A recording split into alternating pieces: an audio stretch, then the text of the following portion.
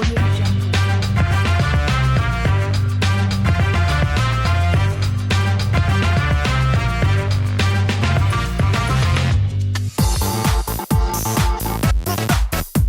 you tell Jimmy I like him? What on earth were you thinking? I can't believe you did that. What are you talking about? I didn't know anything. It must have been someone else. You didn't? Then No. who did? Did you ask Jenny? She knows everything about that. Really? Yeah.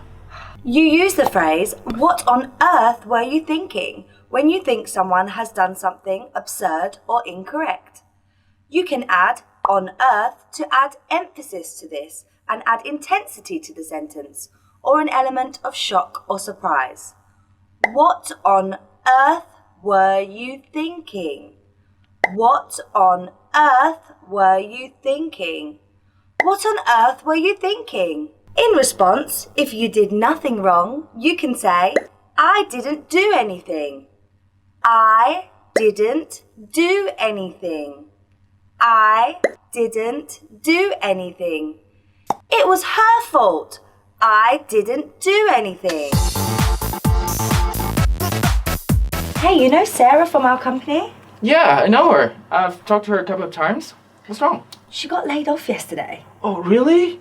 You're kidding me. No. I thought she was one of the best employees last year. Yeah, me too. I don't really know what happened, but that was the last thing I expected. Yeah, that's scary. Could be me next time. You're kidding. This is used in response to a comment that you may find surprising. You can also say it to something you might think is untrue or not serious. You're kidding. You're kidding. You're kidding. Another phrase you can use is, that's the last thing I expected. This has the same meaning as you're kidding. That's the last thing I expected.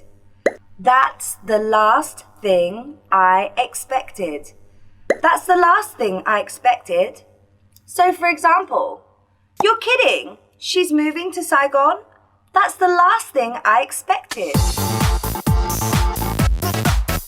Alright. Hi, Sophia. The omelette you made yesterday tasted so good. Can you tell me how to do it? Of course, I'm glad you liked it. First, you just add the eggs and beat them together.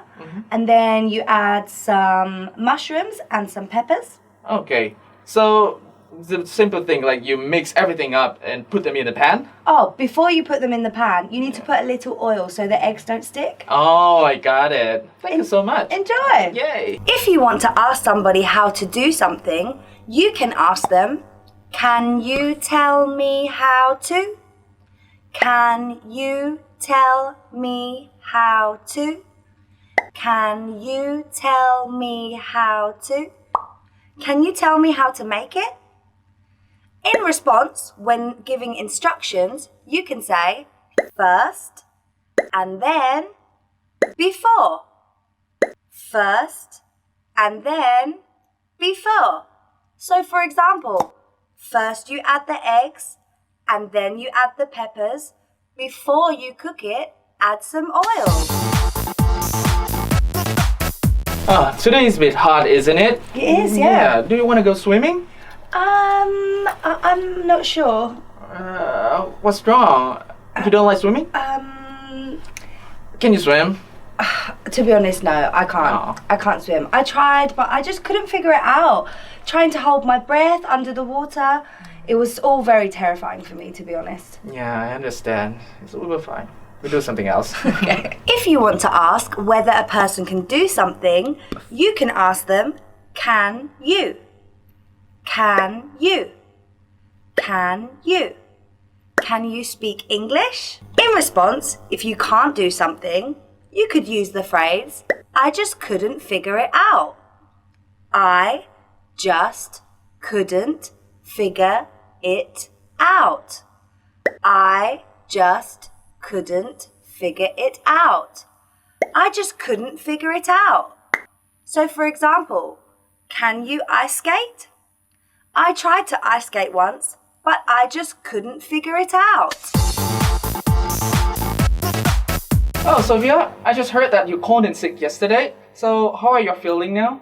I'm feeling much better today, thank you. I just had a terrible headache. I think I'm really exhausted from all the sleepless nights trying to get the project finished. Oh, I'm glad you feel better now. Yeah, please take good care of yourself. I will do. Thank you, Tang. How are you feeling? This question is an inquiry about physical well-being after an illness or injury. How are you feeling? How are you feeling? How are you feeling? In response, you can say, I'm much better, if you are feeling well again. I'm much better. I'm much better. I'm much better, thanks.